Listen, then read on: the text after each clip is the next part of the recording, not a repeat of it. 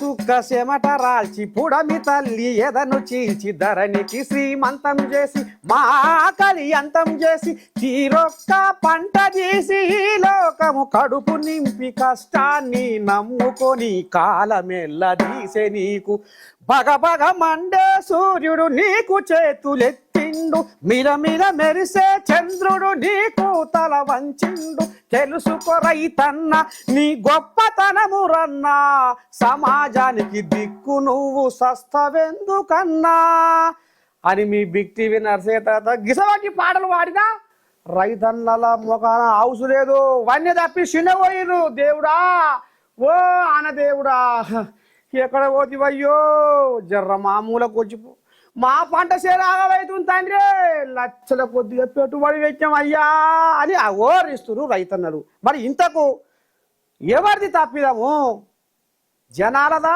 రైతులదా ప్రకృతిదా అనేది ఏమన్నా కానీ ఇవాళ వాతావరణ శాఖ బేగంపేట గడ్డ మీద అడుగు పెట్టిన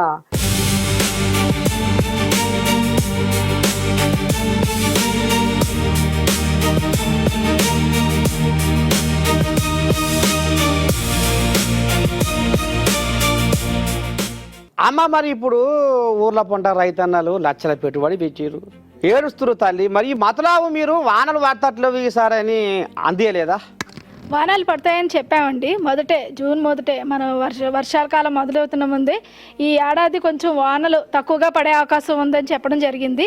ముఖ్యంగా జూన్లో కూడా మనకు తక్కువగా పడ్డాయి, జూలైలో కొంత మెరుగైన, ఆగస్టులో మాత్రం చాలా తక్కువ పడ్డాయి.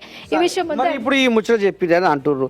అసలు ఎందుకు ఈ ఎండాకాలం వానకాలం అవుతుంది, వానకాలం ఎండాకాలం అవుతుంది? ఈ ఆనకాలంలో వాంబో సూర్యుడు ఉగ్ర రూపం దాల్చి ఈ ఎత్తున ఎండలు కొడుతున్నాయి. మరి ఎందుకు ఈ రకంగా దీనికి తప్పిదం కారకులు ఎవరు అంటావు? ఈ సంవత్సరం చూసుకున్నట్లయితే ఎల్నినో ప్రభావం ఉంది. ఎల్నినో ప్రభావం వల్ల ఏంటంటే కొద్దిగా వర్షాలు తక్కువగా పడతాయి వర్షాకాలంలోని. దీంతో పాటు కూడా మనకి వాతావరణంలో సమతుల్యత పూర్తిగా దెబ్బతింది. సాధారణంగా అంటే క్లైమేట్ చేంజ్, గ్లోబల్ వార్మింగ్ అనేవి మాత్రం బాగా గట్టిగా కనిపిస్తూ ఉన్నాయి. ఈ సంవత్సరం కూడా అంటే ఇది కారణం ముఖ్యంగా మనమేం చెప్పాలి, ఎందుకంటే పూర్తిగా మనం వాడే పాత పద్ధతుల్ని వదిలేసాం. కొత్తగా ఇండస్ట్రియల్ ఏరియా నుండి వాడే పద్ధతిలో కూడా మనం నీటిని నిల్వ ఉంచుకోవటం లేదు. ముఖ్యంగా పడే ప్రతి నీటి చుక్కని మనం ఒడిసి పట్టుకోవాలి ఇక్కడి నుంచి. ఎందుకంటే ఇంకా మనకి ముందు మరింత గడ్డు రోజులు వచ్చే అవకాశం ఉంటుంది.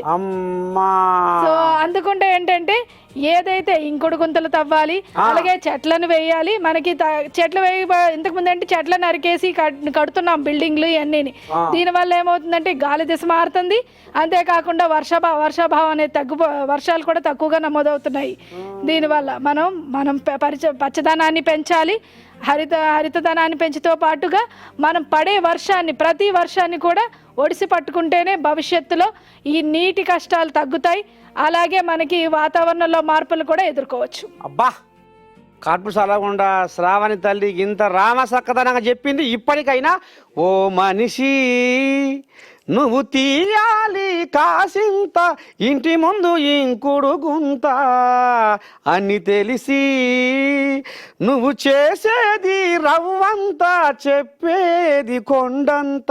నీరు విలువ తెలుసుకో, నీరు నిలువ చేసుకో, నీరుతోనే భూతల్లి నిత్యము బాలింత. ఆ నీరు వృధా చేస్తే బాధలే బతుకంతా.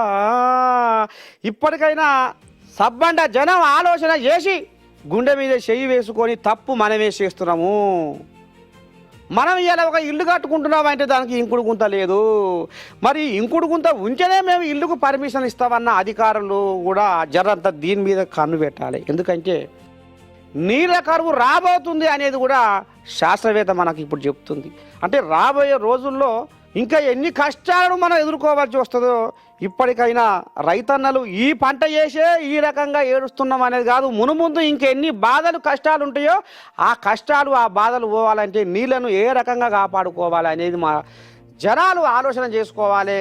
అందుకనే ఇలా శ్రావణి తల్లి కూడా ఇలా ఒక రామసక్కని సందేశము ఈ సమాజానికి ఇచ్చింది. మా బిగ్ టీవీ తరపున తల్లికి కూడా శనార్థులు చెప్తున్నాము. అందరం మార్పు మన కానుంచే మొదలు కావాలని కోరుకుందాము. శనార్థి, నమస్తే.